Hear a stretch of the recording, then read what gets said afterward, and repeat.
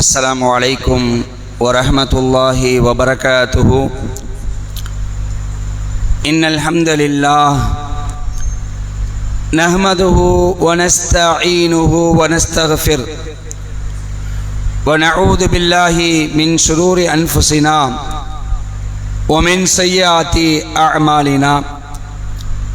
من يهده الله فلا مضل له ومن يضلل فلا هادي له. وأشهد أن لا إله إلا الله وأن محمدا عبده ورسوله. أما بعد. கண்ணியத்திற்கும் பெருமதிப்பிற்கும் உரிய அன்பு சகோதரர்களே, அல்லாஹுடைய பேரருளால் சுபுஹுடைய தொழுகையை ஜமாஅத்தோடு நிறைவேற்றக்கூடிய பாக்கியத்தை பெற்றவர்களாக அல்லாஹுடைய மார்க்கத்தை பற்றி அறிந்து கொள்ள வேண்டும் என்ற நல்ல நோக்கத்திலே இந்த நேரத்தை நாம் எல்லாம் ஒதுக்கியிருக்கின்றோம். இந்த வாய்ப்பை ஏற்படுத்தி தந்த வல்ல ரஹ்மான் அல்லாஹுக்கே புகழ் அனைத்தும் என்று அல்லாஹுவை போற்றி புகழ்ந்தவனாக இந்த சிறிய உரையை ஆரம்பம் செய்கின்றேன்.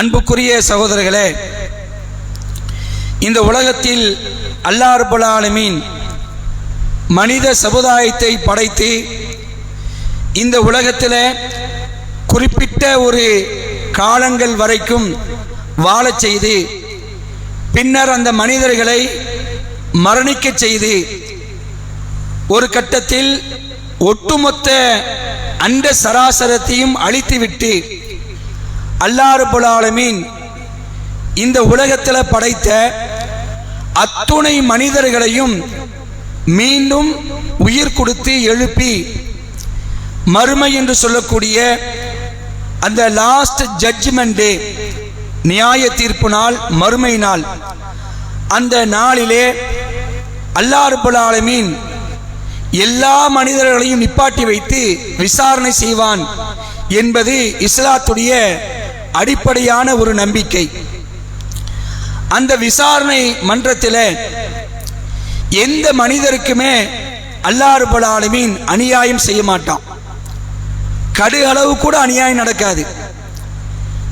நீதியான அடிப்படையில், நேர்மையின் அடிப்படையில் அங்கு விசாரணைகள் நடக்கும். நல்லவர்கள் அல்லாஹ்வுடைய மகத்தான கூலியை பெறுவார்கள், தீயவர்கள் அல்லாஹ்வுடைய மகத்தான வேதனையை அடைவார்கள். இப்படி கூலி கொடுக்கப்படுவதற்கும் வேதனை கொடுக்கப்படுவதற்கும் மிகச் சரியான சான்றுகளை அல்லாஹ் என்ன செய்வாங்க, காட்டுவான். சும்மா ஏனோதானன்னு அல்லாஹ் என்ன செய்ய மாட்டான், தீர்ப்பு வழங்க மாட்டான். ஆனால் அல்லாஹ் நாடினால் அதுவும் அவனுக்கு முடியும். அவன் நினைத்ததை செய்யக்கூடியவன். அல்லாஹ் ரப்பல் ஆலமீன் நாளை மறுமையில் அவன்தான் பேரரசன், மாலிகி யௌமித்தீன், தீர்ப்பு நாளின் அரசன் அவன்தான். அவன் நினைத்தால் எப்படி வேண்டுமானால் தீர்ப்பு வழங்கலாம். ஆனால் அப்படி அல்லாஹ் வழங்க மாட்டான். ஏனோ தானோ என்று அல்லாஹ் என்ன செய்ய மாட்டான், தீர்ப்பு வழங்கிட மாட்டான். மிக துல்லியமாக, கச்சிதமாக யார் யார் என்ன செய்தார்களோ அதை அப்படியே அல்லாஹ் கண் முன்னாடி கொண்டு வந்து நிப்பாட்டுவான். ஒரு கட்டத்தில் நாம செஞ்ச சின்னஞ்சிறு அமலாக இருந்தாலும் சரி, நாம செஞ்ச பெண்ணம்பெரிய அமல்களாக இருந்தாலும் சரி, நாம செஞ்ச சின்னஞ்சிறு தீமையா இருந்தாலும் சரி, நாம செஞ்ச பெண்ணம்பெரு தீமையா இருந்தாலும் சரி, எல்லாத்துக்கும் அல்லாஹ் என்ன செய்வான், சான்றுகளை கொண்டு வருவான். சும்மா அல்லாஹ் தீர்ப்பு கொடுத்துட மாட்டான். இதான் மறுமையுடைய மிகப்பெரிய ஒரு ஸ்பெஷாலிட்டி. அன்புக்குரியவர்களே, இங்கேயும் தீர்ப்பு வழங்குகிறார்கள் நீதிமன்றங்கள்ல. அந்த தீர்ப்பை நம்ம பார்க்கிறோம். அநியாயமாக, அக்கிரமமாக தீர்ப்புகள் வழங்கப்படுகிறது. ஆனால் நாளை மறுமையிலே அல்லாஹ் ரப்பல் ஆலமீன் மனித சமுதாயத்துக்கு மத்தியிலே மிக நீதமான தீர்ப்புகளை அல்லாஹ் வழங்குவான். எப்படி தெரியுமா வழங்குவான், சாட்சிகள் அல்லாஹ் கொண்டு வந்து நிப்பாட்டிடுவான். அதாங்க பியூட்டியே. சும்மா நம்ம என்ன செஞ்சிட முடியாது, பொய் சொல்லியோ ஏதோ சாக்கு போக்கு சொல்லியோ அந்த மறுமையினால தப்பிச்ச முடியாது. பிரதானமாக அல்லாஹ் ரப்பல் ஆலமீன் மறுமையில சாட்சிகளை கொண்டு வந்து நிப்பாட்டுவான். நேற்றைய தினம் ஒரு தலைப்பில் பார்த்தோம், திருமறை குரான் சாட்சியா வந்து நிற்கொண்டு குர்ஆன் அல்லாஹ் சொன்னான், ஃபஜ்ர் தொழுகையில ஓதக்கூடிய அந்த குர்ஆனுடைய வசனங்கள் உங்களுக்கு சாட்சியா வந்து நிற்கும். இவர் என்னை ஃபஜ்ரில் ஓதினார், குர்ஆன் பேசும். இது மாதிரி அல்லாஹ் ரப்பல் ஆலமீன் சாட்சிகளை கொண்டு வந்து நிப்பாட்டிடுவான். இந்த சாட்சிகள் சம்பந்தமாகவே திருமறை குர்ஆன்ல அல்லாஹ் பல இடங்கள்ல பேசுறான். ஒரு இடத்துல ரெண்டு இடத்துல இல்லை, ஏராளமான இடங்கள்ல சாட்சிகளை கொண்டு வந்து நாம நிப்பாட்டுவோம் என்று அல்லாஹ் குர்ஆன்ல சொல்றான். அதுல ஒரு 5 வசனங்களை இன்னைக்கு நம்ம பார்க்க இருக்கிறோம். 1, 85வது அத்தியாயம் 3வது வசனத்தை அல்லாஹ் பேசுகிறான், ஓ ஷாஹிதி ஓ மஷ்ஹூத், சாட்சியாளர்களின் மீதும் சாட்சி கூறப்படுபவரின் மீதும் சத்தியமாக. அல்லாஹ் இப்படி சத்தியம் செய்யறான். அல்லாஹ் வந்து யார் மேல வேணாலும் சத்தியம் பண்ணுவான். அல்லாஹ் தன்னுடைய படைப்புகள் மீது அனைத்து மீது சத்தியம் செய்வான்.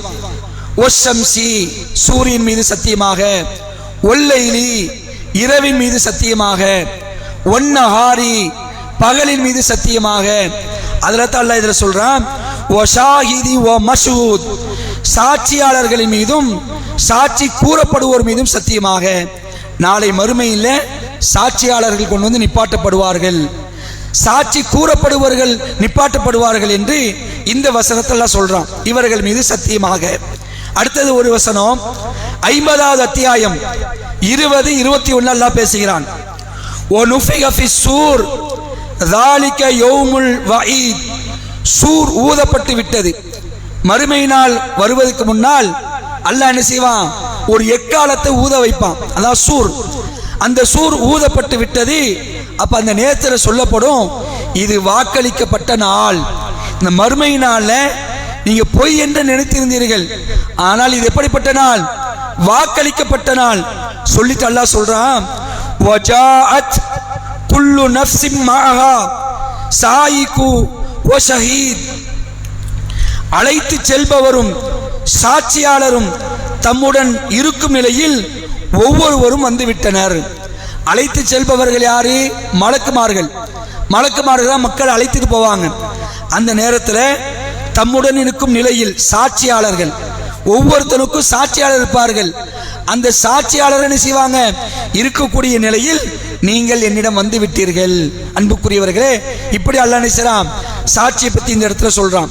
அடுத்த வசனம் 16வது அத்தியாயம் 84வது வசனத்தில் பேசுறான், ஓ யௌம நபாசு மின் குல்லி உம்மத்தின் ஷஹீதா, அந்நாளில் ஒவ்வொரு சமுதாயத்திலிருந்தும் ஒரு சாட்சியை நாம் எழுப்புவோம்.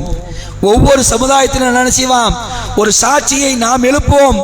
பின்னர் இறைமறுப்பாளர்கள் சாக்கு போக்கு கூற அனுமதிக்கப்பட மாட்டார்கள். அந்த மறுமை நாள்ல இறைமறுப்பாளர்கள், இல்ல நாங்க கவனிக்கல, எங்களுக்கு தெரியாது, எங்களுக்கு யாரும் வந்து சொல்லல என்று அவர்களால் சாக்கு போக்கு சொல்ல முடியாது. சாட்சிகள் யாரு, இறை தூதர்கள்.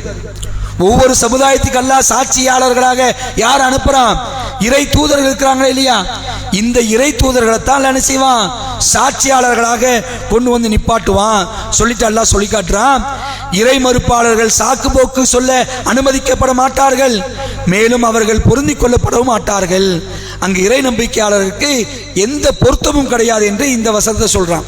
அடுத்த வசனம் பாருங்களேன், 40வது அத்தியாயம் 51வது வசனத்தை அல்லாஹ் பேசுகிறான், இன்னா லனன்சுரு ருசுலுனா வல்லதீன ஆமனு ஃபில் ஹயாத்தி துன்யா வ யௌம யகூமுல் அஷ்ஹாத், இவ்வுலக வாழ்விலும் சாட்சிகள் நிலை பெறும் நாளிலும் நமது தூதர்களுக்கும் நம்பிக்கை கொண்டோருக்கும் உதவி செய்வோம். இந்த உலகத்திலும் சரி, சாட்சிகள் நிலை பெறும் நாள், மறுமை பத்தி எல்லாம் சொல்றான், சாட்சிகளை வந்து என்ன செய்வோம், நாம கொண்டு நிலை நிறுத்துவோம். அப்படிப்பட்ட நாள்ல தூதர்களுக்கும் இறை நம்பிக்கையாளர்களுக்கும் நாம் உதவி செய்வோம் அல்லாஹ் குர்ஆன்ல. அப்ப சாட்சியை பத்தி இந்த இடத்துல பேசுகிறான். இன்னொரு வசனம் பாருங்க, 28வது அத்தியாயம் 75வது வசனத்துல அல்லாஹ் பேசுகிறான், வ நஸஅனா மின் குல்லி உம்மா ஷஹீதா ஃபகுல்னா ஹாத்து புர்ஹானக்கும் ஃபஅலிமு அன்னல் ஹக்க லில்லாஹி வ ضل அன்ஹும் மா கானூ யஃப்தரூன். ஒவ்வொரு சமுதாயத்திலிருந்தும் ஒரு சாட்சியாளரை நாம் வெளிப்படுத்தி உங்கள் ஆதாரத்தை கொண்டு வாருங்கள் என்று கேட்போம். அப்போது அவர்கள் அல்லாஹ்வுக்கே உண்மையான இறைத்தன்மை உரியது என்பதை அவர்கள் அறிந்து கொள்வார்கள். அவர்கள் கற்பனை செய்து கொண்டிருந்தவை அவர்களை விட்டும் மறைந்துவிடும் என்று அல்லாஹ் இறை மறுப்பாளரை பற்றி இந்த இடத்துல சொல்லி காட்டுறான். சாட்சியாளர்கள் நாம் என்ன செய்வோம்? கொண்டு வந்து நிப்பாட்டுவோம். 4வது வசனம், குறிப்பா லாஸ்ட் 5வதுல 39வது அத்தியாயம் 69வது வசனத்தில் அல்லாஹ் பேசுகிறான். தன் இறைவனின் ஒளியால் பூமி ஒளிந்துவிடும். நாளை மறுமையிலே தன்னுடைய இறைவனின் ஒளியால் பூமி ஒளிந்துவிடும், பதிவேடு வைக்கப்படும். அந்த இடத்துல என்ன செய்யப்படும்? பூமி மாதிரி ஒரு இடத்துல தான் விசாரிப்பான். இப்ப இருக்கிற பூமி அப்ப இருக்காது. பூமி வேறு பூமியா மாறிடும், வானமும் வேறு வானமா மாறிடும். அந்த நேரத்துல மனித சமுதாயத்துக்கு அல்லாஹ் என்ன செய்வான்? பதிவேட்டை கொண்டு வந்து அல்லாஹ் வைப்பான். என்ன பதிவேடு? அல்லாஹ் ரப்பல் ஆலமீன் நம்மை கண்காணிச்சிட்டு இருக்கிறான். எப்படி கண்காணிக்கிறான்? 2 வானவர்களை வச்சு அல்லாஹ் கண்காணிச்சிட்டு இருக்கிறான். கிராமன் காத்திபீன், 2 மலக்குமார்கள். நீங்கள் பேசக்கூடிய, நீங்கள் செய்யக்கூடிய எந்த ஒரு பேச்சையும் எந்த ஒரு செயலையும் எடுத்து எழுதக்கூடிய கண்ணியத்துக்குரிய வானவர்கள் உங்களிடத்தில் இல்லாமல் இல்லை. இப்ப வந்து உட்கார்ந்து இருக்கிறோம்ல, இப்ப யார் எழுதுவா? யார் எழுதுவா? எந்த வானவர்? நல்லதை எடுத்து எழுதக்கூடிய வானவர் எழுதுவார். இவர் இந்த நேரத்தில் செஞ்சாரு, ஃபஜ்ர் தொழுகை நிறைவேற்றினான்னு எழுதிடுவார். தொழுகை நிறைவேற்றவில்லை என்றால் தீயதை எழுத்து எழுதக்கூடிய வானவன் செய்வாரு, இவர் ஃபஜ்ரை தொழுவாமல் தூங்கி கழித்தார், இறைவனுக்கு செய்யக்கூடிய வணக்கத்தை இவர் செய்யல என்று தீயதை எழுதக்கூடிய எழுதிடுவார். இப்படி ஒவ்வொரு செயலும் கண்காணித்து எழுதப்பட்டு கொண்டிருக்கின்றன.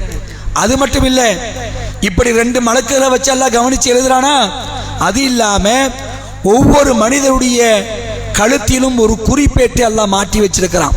ஒரு சிப் ஒன்று இருக்குது, நமக்கு தெரியாது, கண்ணுக்கு தொட்டு பார்த்தா தெரியாது. ஆனா குர்ஆன்ல அல்லாஹ் சொல்லி காட்டுறான், ஒவ்வொரு மனிதருக்கும் அவனுடைய கழுத்துல ஒரு குறிப்பேட்டை நாம் மாட்டியிருக்கிறோம். அந்த குறிப்பேட்டை தான் நாளை மறுமையிலே விரிக்கப்பட்டதாக காண்பான். அல்லாஹ் தூக்கி போடுவானா, பதிவேட்டை தூக்கி போடுவான். அந்த பதிவேட்டை பார்ப்பான். அதை பார்த்து நல்லவர்கள் சந்தோஷப்படுவார்கள், தீயவர்கள் புலம்ப ஆரம்பித்து விடுகிறார்கள். நான் செஞ்ச சின்னது, நான் செஞ்ச பெரியது எல்லாத்தையுமே இந்த ஏடு பதிவு பண்ணப்பட்டிருக்கு, இந்த ஏட்டுக்கு கேடு உண்டாகட்டும் புலம்புவானா. யாரு? இறை மறுப்பாளர்கள், தீயவர்கள். அந்த பதிவேட்டை தான் அல்லாஹ் சொல்லி காட்டுறான். பதிவேடு வைக்கப்படும், நபிமார்களும் சாட்சியாளர்களும் கொண்டு வரப்படுவார்கள், அவர்களுக்கிடையே நீதியுடன் தீர்ப்பளிக்கப்படும் என்று அல்லாஹ் குர்ஆன்ல சொல்லி காட்டான். அன்புக்குரியவர்களே, இப்படிப்பட்ட சாட்சிகள் எந்த நிலையில் அல்லாஹ் கொண்டு வருவான்? நம்மையே ஒரு கட்டத்தில் சாட்சி ஆக்குவான். எப்படி? நாமளே சாட்சியா இருப்போம், நம்முடைய உறுப்புகள் நமக்கு சாட்சியா வந்து நிற்கும், நபிமார்கள் சாட்சியா இருப்பார்கள். ஒரு கட்டத்தில் அல்லாவே சாட்சியாளனா மாறிடுவான். அல்லாஹ் தான் சாட்சியாளன். அல்லாஹ்வே சாட்சி சொல்றதுக்கு வேறு யார் போதும்? இப்படி அல்லாஹ் குர்ஆன்ல பல இடங்கள்ல சாட்சிகளை பற்றி சொல்றான். இந்த சாட்சிகளை கொண்டு வந்து நிப்பாட்டிட்டு தான் உங்களை நாம் விசாரிப்போம். சும்மா ஏனோதானு விசாரிச்சு நரகத்துக்கும் சொர்க்கத்துக்கு அனுப்ப மாட்டோம். நீ செஞ்சதை பாரு, செஞ்சியா? ஆமா, ஒத்துக்கொள்கிறேன், சாட்சியை பார். இப்படி அல்லாஹ் என்ன செய்வான்? கொண்டு வந்து நிப்பாட்டுவான். அன்புக்குரியவர்களே, அந்த சாட்சிகள் எந்த வடிவத்தில் இருக்கும், எப்படி அல்லாஹ் விசாரிப்பான் என்பதை இன்ஷா அல்லாஹ் வரக்கூடிய நாட்களில் நாம் தெரிந்து கொள்வோம். அல்லாஹ் ரப்பல் ஆலமீன் நாளை மறுமை நாளில் அவனுடைய பாசத்தை, அவனுடைய நேசத்தை, அவனுடைய கருணையை, அவனுடைய மன்னிப்பை பெறக்கூடிய நன்மக்களாக நாம் இருப்பதற்கு அல்லாஹ் நமக்கு அருள் புரிவானா என்று அல்லாஹ்விடத்தில் பிரார்த்தித்தவனாக இந்த உரையை முடித்துக் கொள்கின்றேன். வாஹிர் தாவானா அல்ஹம்துலில்லாஹி ரப்பில் ஆலமீன். வஸ்ஸலாமு அலைக்கும் வரஹ்மத்துல்லாஹி வபரகாத்துஹு.